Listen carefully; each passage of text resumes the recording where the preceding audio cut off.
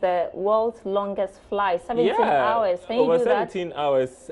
I don't know. Some of us get jet lagged after 6 hours or so, I mean, and so it's quite remarkable that yeah. you be in the air for 17 hours. And I was reading about this. The remarkable thing also is that they don't have economy class, so it's just the business and the first class. So I need to belong to the business class, or before I can well, go? automatically you have to be in a business class, and that means you can stretch your legs a bit and then not feel uncomfortable during your 17-hour flight. But that is great stride there by Singapore Airlines. So we still stay in the aviation industries as we tackle today's stories. The Board of Airline Representatives Ghana has renewed calls for the further drop in aviation fuel prices, although the price of aviation fuel was reduced by 20% in 2016. The airline operators insist a further drop will be required as price of the commodity remains high in the sub-region. The high prices of aviation fuel, also known as ATK, has been one of the major setbacks to airline operations in the country. In 2016, government reduced the prices by 20%.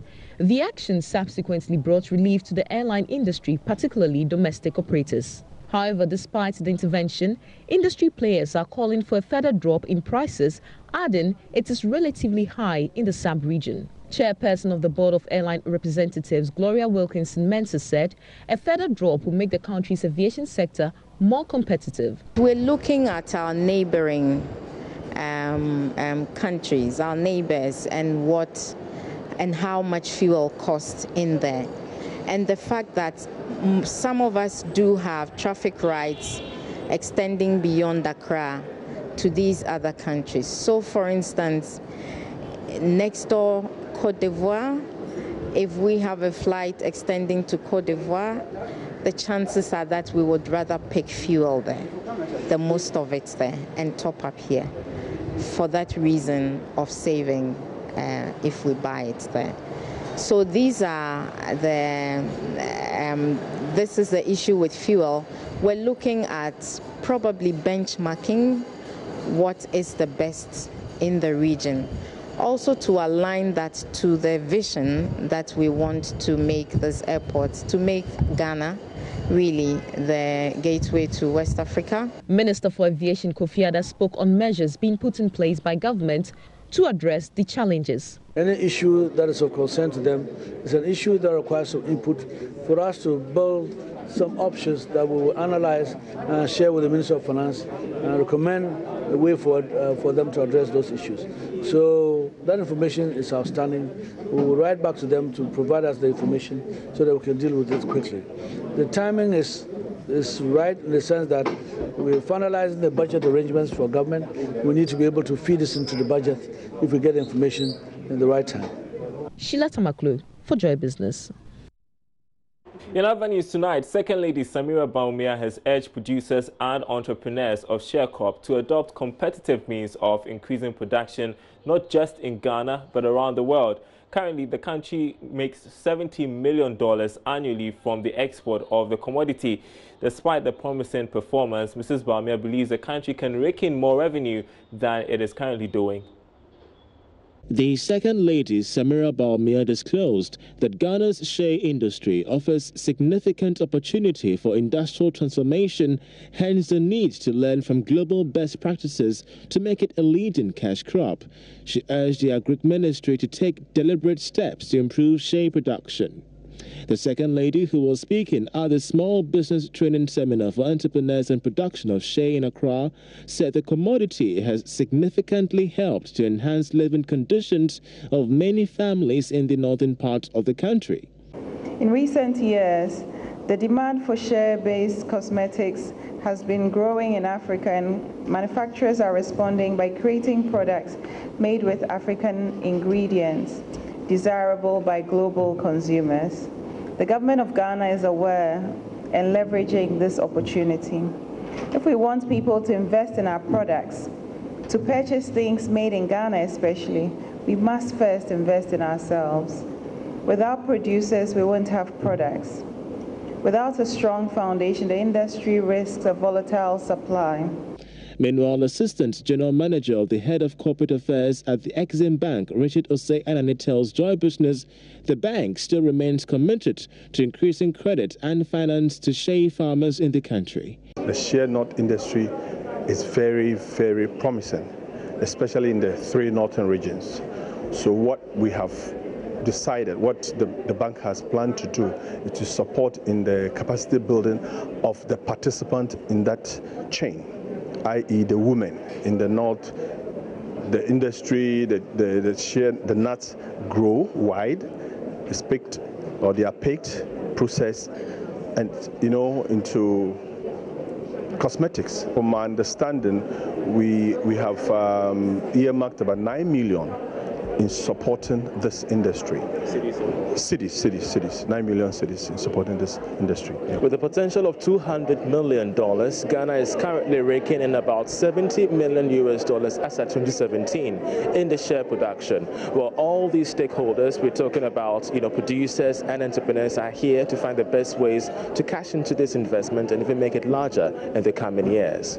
Shea is the second major non-traditional food crop in Ghana, with over 300,000 farmers benefiting from the entire food chain. Now, Chief Executive of Stratcom Africa, Esther Koba, says there is a need for a mindset revolution among Ghanaians in order to brand the country.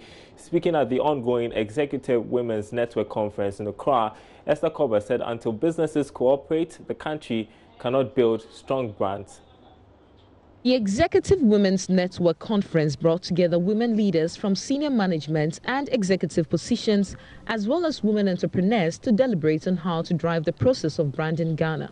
According to Chief Executive Officer of Stratcom, Esther Koba, branding Ghana will require individual effort. To be able to have a brand that is projected and that people like or work with or go after, you have to nurture it. You have to decide what your brand is and put it out there. So what I am talking about is an orientation or reorientation of our individual minds and then of our general society to build a brand that can work for us as a people and work for us internationally.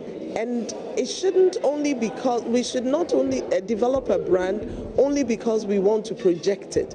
We have to develop it because it is good for us. If we develop it only because we want to project it, very soon it ceases to be a strong brand. Keynote speaker at the conference and CEO of Quist Blue Diamond, Lucy Quist, also highlighted the role of women in branding Ghana. We have a situation where we assume that women's style or women's leadership is different. And we're saying today, we're encouraging women and saying, whatever leadership position you find yourself in, whether it's in an office, whether it's in your own business, whether it's in your home, whether it's in your church, take the responsibility for the actions that are needed to build brand Ghana. Act it out, do it. Take your role and your responsibility as a leader, even when you're a woman, as a leader, to make that happen. This year marks the 2nd anniversary of the Executive Women's Network. Sheila Tamaklu for Joy Business. All right, you're watching Business Live. We want to revisit one of the stories we have been reporting today to do with the Accra Mall ceiling collapse and, of course, issues that have come out of there. We want to especially delve into the issue of insurance of commercial buildings. Joining us via phone is Joe Bentor of the National Insurance Commission. Thanks very much for your time tonight. Tell us what the law says about insuring commercial buildings and what's your take on the latest developments? Mr. Bento, can you hear me? It's indeed very faint, but if I could hear you very well, the Insurance Act of 2006 at 724 requires that any commercial building under construction and also in use ought to be insured against fire, compulsorily against fire, collapse, and other perils. Hello, sir. I just struggled with hearing you. If you could repeat what you said. It's very faint now. I can't even hear it also. All right. So I was asking you about what the law says about insuring commercial buildings and your thoughts really on what took place yesterday. Yes, and I'm saying that according to the existing Insurance Act of 2006 at 724, Section 183 and 184, every commercial building ought to be insured compulsorily against collapse, against flood, against fire, and other related perils. And with regard to what happened yesterday, definitely we have really gone to inspect and they will insure, really. I don't know whether they have renewed it, but at the time that when they were insured. And if they did, and if they still insured, it will mean then that this is an occurrence that will require a claim and then a compensation for the victim. All right. What can you tell me generally about the level of compliance when it comes to insuring commercial buildings? Yes, the level of compliance, more especially in Accra and Tema, is very challenging because last year in 2017, we managed to come out with a compliance in the region of 30%, 35%. This rate requires that we have to continue and sustain the enforcement. As of this year, in the second quarter, when we went through Accra, and we are still really in Accra, pulling up on the commercial buildings, but currently our compliance is around 16%, which requires a lot more effort. We are in the process of embarking on a full enforcement, in which case we go with the press, and we go with the police, and we go with the fire service, all in a big team, and then we make arrests. Last year we did, they complied, but our assumption that all the buildings we captured last year will comply and will continue to comply has not been the case. We realized that some complied last year, it is expired, but they are yet to renew. All right. Thanks very much for your time tonight. Hopefully we'll get back to you when you undertake that action of ensuring that every commercial building is insured. Thanks very much for your time. That was Joe Bento of the National Insurance Commission. You're watching Business Live. We're taking a short break. There's more after this break.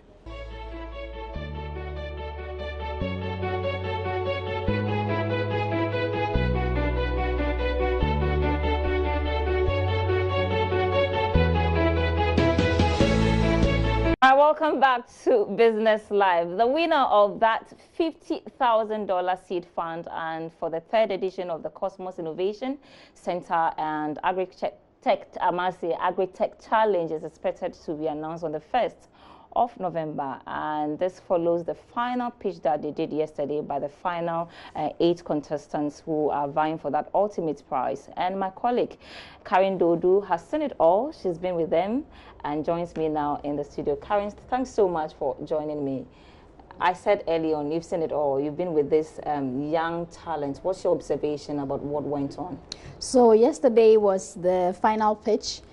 Because their ideas, their business concepts are still in what we call the rudimentary stages, it was not being telecast, the whole thing, because people might steal their ideas, which are still, I'll say, under construction. So we had 8 final teams, and they were all coming out with solutions or business concepts that were aimed at solving challenges in the agri value chain. And amongst other things, you could see that the 9 months of training and guidance have all been put to good use. Yes, had all been put to good use because every team came prepared. So the teams had 25 minutes each, out of which they had 15 minutes of presentation, and then the judges could ask them questions, and then they would give follow-up answers and also get suggestions from the judges. So in all, it was good, and I was quite impressed by some of the innovations I saw. Coming to that, I mean, we have a lot of businesses, and always we've been speaking about the differentiating factor. So what actually differentiates this young talent from businesses that we were with?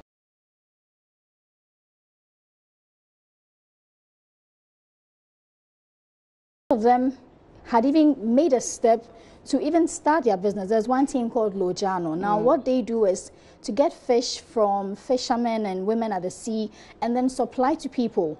And they in their homes or in their homes, market homes, wherever you want it.